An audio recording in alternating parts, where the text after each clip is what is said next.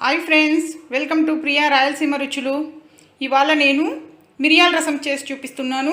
దానికి కావలసిన పదార్థాలు: కందిపప్పు 2 స్పూన్స్, మిరియాలు 1/2 టీ స్పూన్, జీలకర్ర 1/2 టీ స్పూన్, పసుపు 1/2 టీ స్పూన్, ఉప్పు 1 టీ స్పూన్, కరివేపాకు తగినంత, వెల్లుల్లిపాయలు 8, ఆయిల్ తగినంత, పోపు దినుసులు, ఎండుమిరపకాయలు, చింతపండు రసం ఇది 1/2 లీటర్ అండి.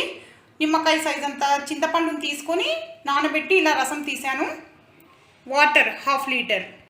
ఇప్పుడు మనం మిక్సీ జార్లో కందిపప్పు, జీలకర్ర, మిరియాలు, ఉప్పు, పసుపు వేసి మిక్సీలో మెత్తటి పౌడర్ చేసుకుందాం. ఇలా మెత్తటి పొడి అయ్యింది కదా. ఇప్పుడు మనం రసం తయారు చేసుకుందాం. స్టవ్ ఆన్ చేసుకుందాం. ఆయిల్ వేసుకొని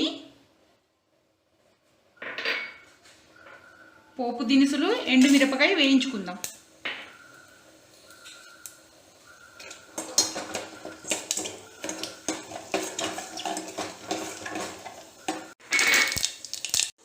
ఇప్పుడు కరివేపాకు. ఇప్పుడు ఈ పొడి వేసుకుందాము. ఒకసారి కలుపుకొని చింతపండు పులుసు,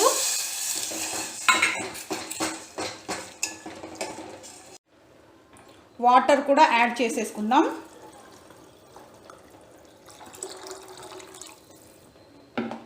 అలాగే చిదుముకున్న వెల్లుల్లిపాయలు కూడా వేస్తున్నాను. ఒకసారి బాగా కలుపుకొని మీడియం ఫ్లేమ్లో 10 నుంచి 15 నిమిషాల సేపు ఉడికించుకోవాలి. రసం బాగా ఉడుకుతుంది కదా. ఇది రైనీ సీజన్. ఇలాంటప్పుడు జలుబు, దగ్గు, జ్వరం అందరికీ వస్తుంటాయి. ఈ రసం కనుక చేసుకొని తీసుకుంటే చాలా రిలీఫ్గా ఉంటుంది. రసం రెడీ అయిపోయింది. ఇప్పుడు స్టవ్ ఆఫ్ చేసుకుందాం.